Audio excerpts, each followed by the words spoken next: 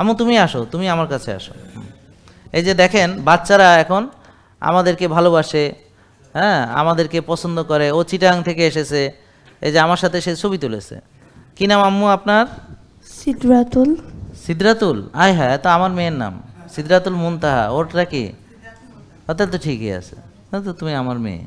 হ্যাঁ, এখন শোনো, তুমি যে এই যে রেস্টুরেন্টে খেয়েছো কেমন লেগেছে? ভালো।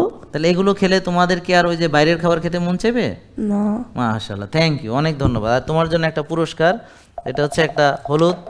হ্যাঁ, এটা তোমার জন্য আমার পুরস্কার থাকলো। তুমি এটা হালকা গরম পানিতে একটু মধু দিয়ে নারকেলের তেল দিয়ে খাবে, ঠিক আছে? খুশি? থ্যাংক ইউ, অনেক ধন্যবাদ, ঠিক আছে, থ্যাংক ইউ।